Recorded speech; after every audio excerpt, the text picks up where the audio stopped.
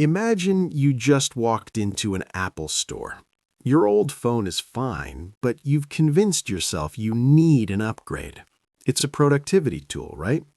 So you drop $1,200 on the new iPhone Pro Max. You walk out feeling successful. But the tragedy begins the moment you get into your car. You look at your phone.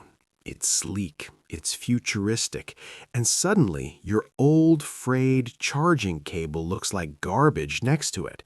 It feels wrong to plug this masterpiece into a $5 gas station cable. So you buy the MagSafe charger. That's $40. Then you get home, your cheap plastic case looks ridiculous on this titanium device. You need the leather case. That's $60. Then you realize your old headphones aren't compatible. You need the AirPods Pro. That's another $250. Within 48 hours, that $1,200 purchase has quietly turned into a $1,600 bill, and you didn't even notice it happening. This isn't just bad budgeting. This is a psychological chain reaction that has destroyed more fortunes than the stock market ever could. To understand this spiral, we have to travel back to France, 1765. Meet Denis Diderot, a famous philosopher who was brilliant but broke. He lived a humble life, wearing old rags and sitting on a rickety chair, and he was content. Until everything changed. Catherine the Great heard of his struggles and bought his library for a massive sum. Suddenly, Diderot was rich, so he treated himself to a beautiful scarlet silk dressing gown. It was fit for a king. But as he sat at his desk to write, he noticed something bothering him. The robe was magnificent, but his desk was rotting and covered in ink stains. The contrast was painful. The desk didn't match the elegance of the robe, so he replaced the desk. Now the desk and the robe looked great, but the floor? His old rug looked like a rag, so he bought a Damascus rug. The rug made the curtains look cheap. He replaced the curtains. The curtains made the chairs look like firewood. He replaced everything until his entire room matched the robe. And at the end of it, Denis Diderot was broke again.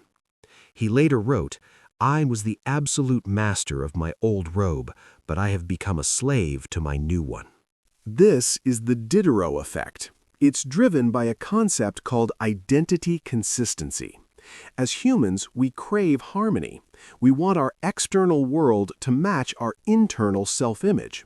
When you buy a high-status item, like a luxury car, you aren't just buying a vehicle, you are upgrading your identity. You are now a Porsche person, and Porsche people don't wear scratched sunglasses. They don't buy cheap furniture. The car acts as an anchor item. It sets a new baseline for your entire life.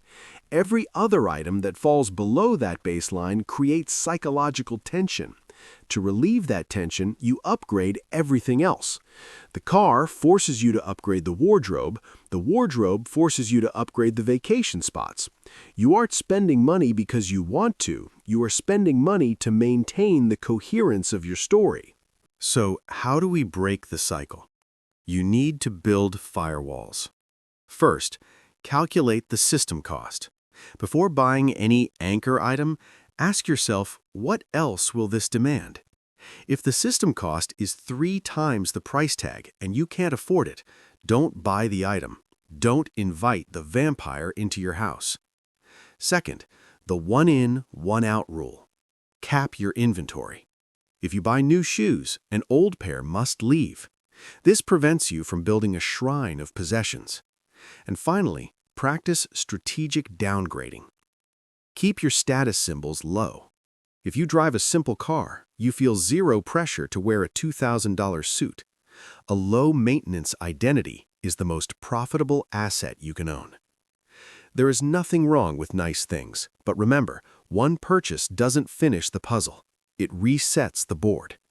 Don't be a slave to your robe. Be the master of your life. Subscribe to Global Money Lab for more financial sanity. I'll see you in the next analysis.